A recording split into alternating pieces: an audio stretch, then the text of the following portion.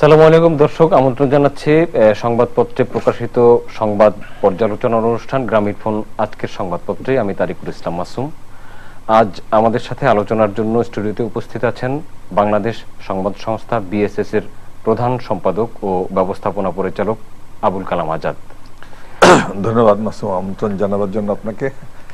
আচ্ছা, আমরা আলোচনায় যাওয়ার আগে একটু দেখে নিই যে আজকের পত্রিকার শিরোনামগুলো। দৈনিক ইত্তেফাক, 2 চেয়ারম্যানের সমর্থকদের সংঘর্ষ, পুলিশের গুলি, নিহত 4, ঘটনাস্থল নরসিংদীর রায়পুরা। সংকট মেটাতে অবসরপ্রাপ্ত শিক্ষক খুঁজছে সরকার, সরকারি প্রাথমিক বিদ্যালয়। বাংলাদেশ প্রতিদিন, ভালো নেই বিএনপির মেয়ররা, আর খুলবে না হলি আর্টিজান। দৈনিক মানবজমিন লিখেছে 4 নাইজেরিয়ানের লটারি প্রতারণা, নিয়ম না মানায় ঘটছে হেলিকপ্টার দুর্ঘটনা, নির্বাচন কমিশন পুনর্গঠনের বিষয়টি গভীরভাবে পর্যবেক্ষণ করছে ব্রিটেন। আমাদের সময়, রায়পুরায় দফায় দফায় সংঘর্ষে নিহত 4। দৈনিক যায় দিন, স্কুলে ভর্তি ফি নিয়ে ফের নৈরাজ্যের পায়তারা, বিজ্ঞপ্তি জারি করেই শিক্ষা মন্ত্রণালয়ের দায়িত্ব শেষ। নারায়ণগঞ্জ সিটি কর্পোরেশন নির্বাচন 22 ডিসেম্বর, মনোনয়নপত্র দাখিল 24 নভেম্বর পর্যন্ত।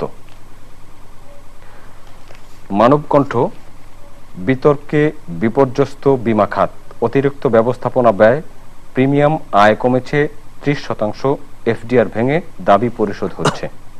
জলবায়ু সম্মেলনে যোগ দিতে মরক্কোয় প্রধানমন্ত্রী। শুক্রবার সংবাদ সম্মেলন, খালেদা জিয়ার ইসি গঠনে প্রস্তাবনা দেবেন। আলোকিত বাংলাদেশ, কারিগরি প্রশিক্ষণে সমন্বয় নেই, এডিবি দক্ষতা উন্নয়ন প্রতিবেদন, পোশাক শিল্পে শ্রমিকদের দক্ষতার অভাব, প্রয়োজনের বেশি প্রশিক্ষণ তথ্য প্রযুক্তি খাতে। দৈনিক ইনকিলাব, মাসে বরাদ্দ 16,000 টাকা, স্বচ্ছতার তাগিদ সরকারি হিসাব সম্পর্কিত সংসদীয় কমিটির। অফিস নেই, খরচ নিচ্ছেন 187 এমপি। আন্তর্জাতিক বিনিয়োগ হাব হচ্ছে বাংলাদেশ, তৎপর যুক্তরাষ্ট্র, আরও বিনিয়োগ করতে চায় চীন। ত্রিমাত্রিক নৌশক্তি হিসেবে যাত্রা শুরু নৌবাহিনীর, নৌবাহিনী প্রধানের কাছে 2টি সাবমেরিন হস্তান্তর করল চীন সরকার। আমাদের অর্থনীতি, মন্ত্রী সাইদুল হক মালাউনের বাচ্চা বলেছেন এমন সাক্ষ্য পাওয়া যাচ্ছে। মন্ত্রী সাইদুল হকের বিরুদ্ধে মামলা খারিজ। নাসিরনগর কাণ্ডে জড়িতদের ধরিয়ে দিতে পুলিশের লাখ টাকা পুরস্কার ঘোষণা। দৈনিক দিনকাল, আলোচনা না করে ইসি নয়, একতরফা কমিশন জনগণ মানবে না, গোলটেবিলে বক্তারা। রাষ্ট্রীয় মদতে সাঁওতালদের হত্যা করা হচ্ছে, বিএনপি মহাসচিব। দৈনিক করতোয়া, নরসিংদীতে 2 গ্রামবাসীর রক্তক্ষয়ী সংঘর্ষে নিহত 4, গুলি ও টেঁটাবিদ্ধ হয়ে পুলিশ সহ আহত অর্ধশতাধিক, বাড়িতে অগ্নিসংযোগ। আদালতের নির্দেশ, খুলে দেওয়া হলো 2 আদিবাসীর হাতকড়া। The Financial Express, next budget size to be টিকে 3.9 trillion, Mohit assures chip power firms subsidy to continue. এই ছিল আমাদের হাতে থাকা পত্রিকাগুলোর প্রধান শিরোনাম। আজকে আমরা এখন আলোচনায় চলে যাচ্ছি আবুল কালাম আজাদের কাছে। প্রথমে বড় করে সংবাদ এসছে বিভিন্ন পত্রিকায়, নরসিংদীতে 2 গ্রামবাসীর রক্তক্ষয়ী সংঘর্ষে নিহত 4 জন। 2জন চেয়ারম্যান সমর্থকদের মধ্যে এই ঘটনাটি ঘটেছে এবং নরসিংদীতে এই টেটা যুদ্ধের একটা রেওয়াজের কথা আমরা শুনেছি বহুদিন। এই বিষয়টা আপনি কিভাবে দেখেন? আবারও ধন্যবাদ মাসুম আপনাকে। যে এইটা আমিও লক্ষ্য করেছি নিউজটা। একটি সময় ছিল যখন আমরা ছোট ছিলাম, দেখতে দেখতে বয়স তো আমাদের হয়েছে, আপনারা দেখেন নাই মনে হয়, টেটা জুতি এগুলো কতগুলো অঞ্চল আছে যে অঞ্চলে ধরেন সামান্য বিরোধের মধ্যেই স্থানীয় আবার মীমাংসা হয়ে যায়, সালিশি হয়। যে মহল্লাগুলো বা গ্রামগুলোতে পল্লী এলাকায় ছিল ওই শিখ যে ছাতা যেটা ছাতার শিখ দিয়ে করে ওই টেটা বানানো হয়, তা আবার জুতি বলা হয়, ওই বাঁকা করে কোপ দিলে পরে জুতিটা একটু আরো সিরিয়াস, একটু ভারী হয়। তো এগুলো পেটের মধ্যে ঢুকলে বা শরীরের যে কোনো অংশেই, তো এটা যে মারাত্মক হয় কখন, যখন যদি হার্টের মধ্যে বা আপনার কিডনি, লাং এই সব জায়গায় ঢোকে, তখন তো মানে মারার সময় তো মারে। এই যে উত্তেজিত হয়ে, এবং রায়পুরা মানে কতগুলো অঞ্চল আছে, বিভিন্ন নাম না বললেও আমরা জানি যে সেখানে মারামারি এগুলো দীর্ঘদিনের একটা অভ্যাস আছে, কিন্তু আস্তে আস্তে তো মানুষের পরিবর্তন হয়ে গেছে, পরিবেশ উন্নত হয়েছে, বাংলাদেশ নিঃসন্দেহে আমরা সব দিক থেকেই এখন উন্নত। এই ধরনের মারামারিগুলো কিন্তু সহসা ইদানিং আর লক্ষ্য করা যাচ্ছে না। নিশ্চয়ই আমরা পত্রপত্রিকায় অন্য ধরনের সংবাদ দেখি, কিন্তু এই অনেকদিন পরে দেখলাম যে টেটা দিয়া এবং 4 জন নিহত হলো। এখানে পুলিশ যখন তাদেরকে নিবৃত্ত করতে গেছে, পুলিশও আহত হয়েছে। আমি আপনাকে সেই কথাটাই, যে পুলিশ সহ প্রায় 50 জনের মতো আহত হয়েছে। আহত কি টেটা নিয়ে যখন দুই পক্ষে এগুলো হালকা, আপনি চিনেন নিশ্চয়ই, ওই ছুঁড়ে মারলে অনেক দূরে চলে যায়, কিন্তু তীর মারাত্মক অস্ত্র হয়, যে যাকে আঘাত করে আবার তীরের মধ্যে বিষ মিশানো থাকে। টেটাটা অমন না, টেটা ছুঁড়ে মারলে ধরেন আপনি চোখে মুখে যদি লাগে তাহলে কিন্তু আবার ওই তার প্রতিরোধ করার জন্য হাতে ঢালও রাখে, মারামারির যে এক ধরনের। এগুলো যে আসলে যে জিনিসটা হচ্ছে যে আমরা 4 জনের প্রাণহানি ঘটেছে, এটা নিঃসন্দেহে দুঃখজনক। যে ধরনের ঘটনাই ঘটুক, জীবনহানি হলে পরে আমরা তো, আপনি আমি সংবাদ কর্মী হিসেবে বা যেভাবেই হোক না কেন, যে কোনো মানুষই, কোনো সুস্থ মানুষ তো কোনো মানুষের মৃত্যু কামনা করতে পারে না, করেও না। তো আহত হই এই ঘটনাগুলো। কিন্তু আমাদের যে বিষয়টা দেখা দরকার সেটি হচ্ছে মানে ওই যে চেয়ারম্যানদের দলাদলি, কোন দল, দলে দলে, এক দলের মধ্যেই এই যে স্বার্থ বিষয়গুলো, এটা নিয়ে মানে মূল্যবোধেরও অবক্ষয় হয়েছে।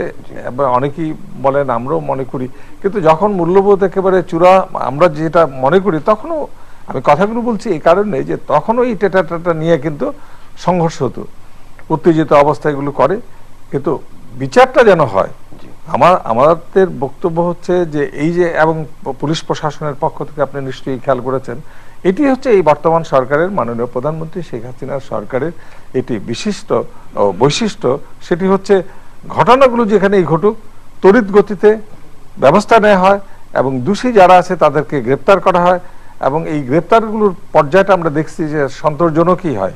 কিন্তু তার পরবর্তী পর্যায়ে এই বিষয়ের সাথে আরেকটু বিষয়, আরো দুটি বিষয় যে আপনি যে হামলার বিষয় এসছে, যেমন নাসিরনগরের ঘটনা, নাসিরনগরে পুলিশ লাখ টাকা পুরস্কার ঘোষণা করেছে, আবার সাঁওতাল আদিবাসীদেরকে হাত করার কথা, খুলে দেওয়ার কথা হয়েছে আদালতের নির্দেশে।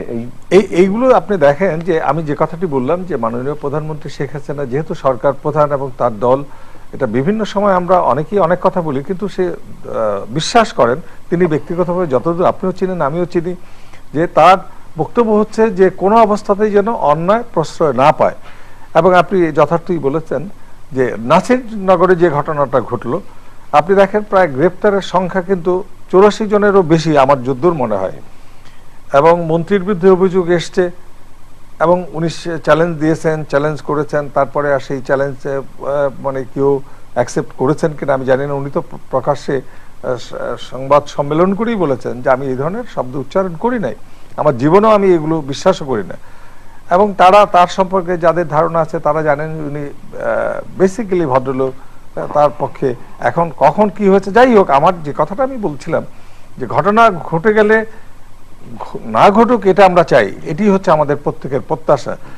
ঘটনা ঘটে গেলে আমাদের তখন দাবি কি থাকে, যে ঘটনার জন্য বিচার হয়, সুষ্ঠু তদন্ত হয়, বিচার হয়, এবং দোষী যারা তাদেরকে শাস্তি দেয়া, এবং কেন শাস্তি দেয়া, ভবিষ্যতে এই ধরনের তাদের দেখে যেন অন্যরা অনুপ্রাণিত না হয়, উৎসাহিত না হয় এই ধরনের বাজে কাজ করার জন্য, আর যারা নির্দোষ তারা যেন মানে শাস্তি না পান। আরেকটি বিষয় আপনি দেখেন, সাঁওতালদের এই ঘটনাটি জমি সংক্রান্ত বিষয়। আজকে শিল্প সচিব বলেছেন যে প্রায় 100 একরের মতো যে জমি দখল করা ছিল সরকারের, মানে খাস জমি, সরকারের জমি, সেই জমিগুলো উদ্ধার করা হয়েছে, এবং আদালত কিন্তু আদেশ দিয়েছেন, আদেশ এবং কার্যকর করা হয়েছে। আদালত 3 দিনের মধ্যে বলেছেন তার রিপোর্ট দিতে আদালতকে, তাদের যে হাতকড়া পরিয়ে যে আহত যে 3 জন আছেন সাঁওতাল তাদেরকে, এবং হাতকড়া খুলে দেওয়া হয়েছে। আমার বক্তব্য হচ্ছে যে আমরা এটিই চাই যে ভুল করতে পারে, ভুল যেন সংশোধন হয় দ্রুত গতিতে। আদালত রায় দিয়েছেন, এই রায়টি যদি কার্যকর না হতো আমরা আহত হতাম, এই রায়টা কার্যকর হয়েছে তাদেরকে চিকিৎসা করা হবে। এবং যে বিষয়গুলো হচ্ছে যে এর পেছনে আমরা প্রত্যেকেই কিন্তু চাই যে এই ঘটনাগুলো না ঘটুক। আমি বারবার বলছি, ঘটনা ঘটে যাওয়ার পরে আমাদের প্রত্যাশা ওই যে নাগরিক হিসেবে, সচেতন মানুষ হিসেবে বা এই দেশের যে আমরা এই ধরনের শান্তিপূর্ণ পরিবেশ বজায় থাক, এটি আমরা চাই, এবং যারা অপরাধী তাদের শাস্তি হোক। আচ্ছা, এবং এর পেছনে আরেকটি কথা আমি বলি যে কেউ কেউ বলছেন কিন্তু রাজনীতি যারা করেন, রাজনৈতিক দলগুলো তারা একে অপরের দায়ী করবেন, সেটি তাদের কালচার। কিন্তু আমরা এর মধ্যে যেটি যে কেউ যেন এই ধরনের ঘটনাকে উস্কানি দেওয়ার মানে প্রবণতা না হয়, এটি কিন্তু মারাত্মক। যে একটা ঘটনা ঘটছে তার মধ্যে আমার রাজনৈতিক ফায়দা লোটার জন্য একটু বাতাস দিলাম, এই দেশ তো আমাদের সবারই, এই দেশ আমরা সবাই থাকবো। সুতরাং এই জায়গায় কেউ যদি মনে করে এই ধরনের ঘটনাগুলো উস্কানি দেয়, আমি একটি ঘটনা আপনাকে বলি যে নাসিরনগরে যে ঘটনাটা পরে মাননীয় প্রধানমন্ত্রী শেখ হাসিনা তিনি কিন্তু ভিডিও কনফারেন্সের মাধ্যমে উত্তরাঞ্চলের রাজশাহী এই অঞ্চলের সাথে কথা বলেছেন, কিন্তু তার কথাগুলো জাতির উদ্দেশ্যেই বলেছেন। এবং আপনি নিশ্চয়ই আমরা খেয়াল করেছি মাননীয় প্রধানমন্ত্রী যেটি বলেছেন যে সংখ্যালঘুদের নিরাপত্তার দায়িত্ব পুরো জাতির, আমাদের প্রত্যেকেরই, শুধুমাত্র সরকার বা সরকারি না। এটি আসলে বলতে কিন্তু আসলে ওইভাবে না, দুর্বল সংখ্যালঘুদের পাশে দাঁড়াতে হবে। কারণ আমরা আসলে ব্যক্তিগতভাবে কেউ কেউ, আমি যেমন মনেই করি না যে কে সংখ্যালঘু, এগুলো বিবেচনা, এগুলো খুঁজে বের করার কোনো, এই বিবেচনাটা হয় কি যখন কোন জায়গায় কেউ একটু দুর্বল থাকে, সংখ্যালঘু থাকে, মানে তাদের জাতিগত ভাবে বা ধর্মীয় ভাবে না, যারা কোথাও কোনো ভাবে কোনো গোষ্ঠী বা কোনো জাতি কোনো এলাকায় স্বাভাবিকভাবে একটু দুর্বল, তাদের উপরেই আধিপত্য বিস্তারের চেষ্টাটা থাকে।